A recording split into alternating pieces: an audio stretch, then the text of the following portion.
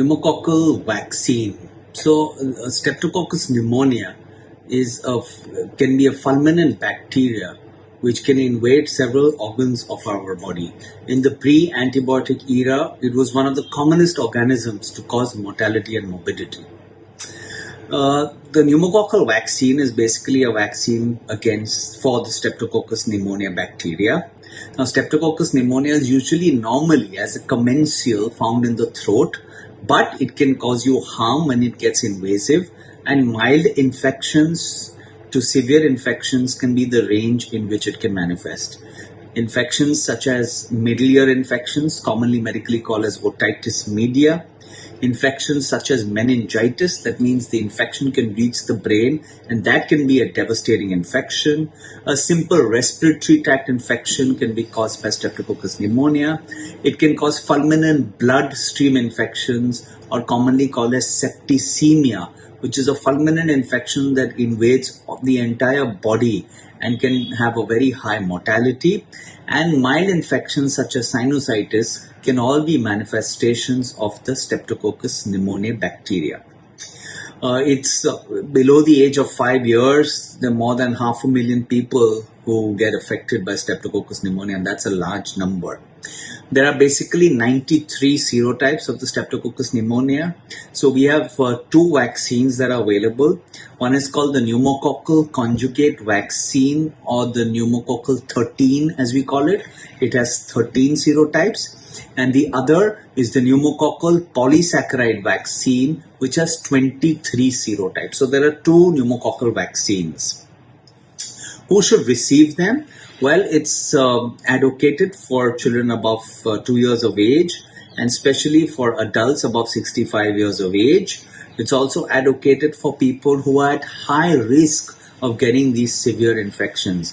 And these, for example, some of the diseases or patients that fall in the high risk include patients with malignancies such as Hodgkin's lymphoma, non-Hodgkin's lymphoma, leukemias, patients with kidney failure, patients with blood cancers like multiple myeloma, patients who are suffering from HIV or AIDS, patients who've got no spleen or who've had a splenic surgery, patients who've had any form of organ transplantation with them, patients with an underlying heart disease, patients with lung diseases, asthma, bronchitis, etc.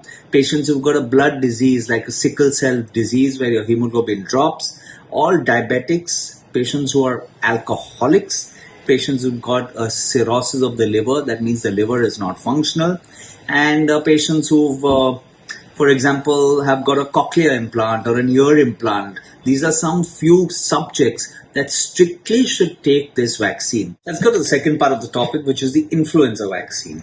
Now, influenza is a virus, and we know it's a pathognomic virus. It's a pathogenic virus that can cause severe morbidity and mortality. If I give you figures, in 2017-18, there are estimated about 250,000 to 500,000 deaths related to influenza directly. In fact, later, several bodies have come out and said in the later years that influenza related to deaths that only cause respiratory tract infections range anywhere from 300,000 to 600,000 a year, and that's large. So the influenza virus, basically, there are two types, influenza A and influenza B. Now, what's the difference? So influenza A is the one that shifts its structure, or we call it has an antigenic shift. So the antigenicity of the influenza virus changes mainly because of influenza A. And that's why there's a need of a vaccine annually or regularly once the antigenicity of the virus changes. What happens?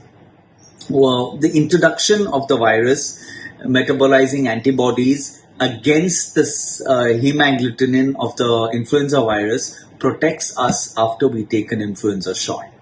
When does influenza typically occur? Influenza typically occurs during the winter season, so the northern hemisphere is typically October onwards, and that's when you start getting a new vaccine. So, as I told you, it's basically the influenza A that's the antigenic one, and that's why we start getting shifts, and that's why we need vaccine every year.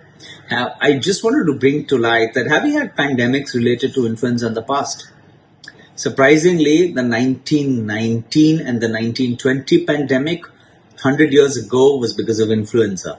And now we're dealing with the SARS-CoV-2 pandemic, which is in 2019, 2020, which is exactly 100 years later. But what's happened between these 100 years, in between the 100 years of 1919 and 2019? And specifically related to influenza, have we had some pandemics? And you'll be shocked. 1889, 1890, we saw a pandemic related to H2N8. Then in 1900 and 1903, we had H3N8. Then 1918, 1919, 1933, 35, 46, 47, 57, 58, 77, 78. We've almost had a pandemic related to influenza, whether mild to moderate, every 10 years over the last 100 years. And most of them have been because of H1N1. We've had H2N2 and H3N2 specifically in 57, 58 and 68, 69. The last big pandemic that we all remember was in 2009, 2010, which was related to H1N1, which started from Hong Kong. And so the influenza virus is pretty virulent, as you can see. It changes its antigenicity every now and then. So it's a very smart virus. That's why the need to take an influenza vaccine is imminent. We need to prevent deaths. Let me tell you one thing. Vaccines save lives and fear only endangers them. So it's really important to get this concept of fear of vaccination. So the influenza vaccine is a quadrivalent vaccine. Quadri means 4. So there are 2 influenza A antigens and 2 influenza B antigens. It's given to everyone above 6 months of age. In the adult population, I would give it to everyone, but specifically the high-risk groups, as discussed with the pneumococcal, should be a candidate for them. So diabetics, hypertensive, patients with heart disease, malignancies, transplant patients, patients who got a lung issue like COPD, asthma, all certainly should be on an influenza vaccine or should take an influenza vaccine every year. This vaccine is to be given every year. It's given intramuscularly every year.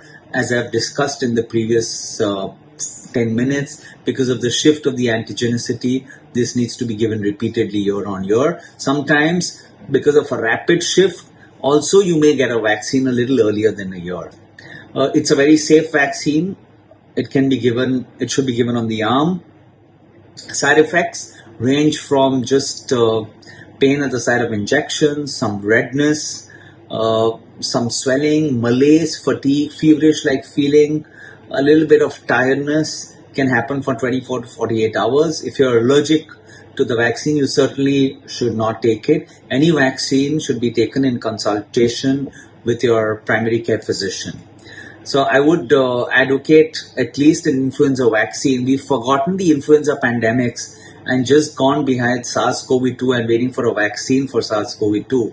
Have we really done justice to ourselves by not taking the influenza vaccine that we have for over so many decades now?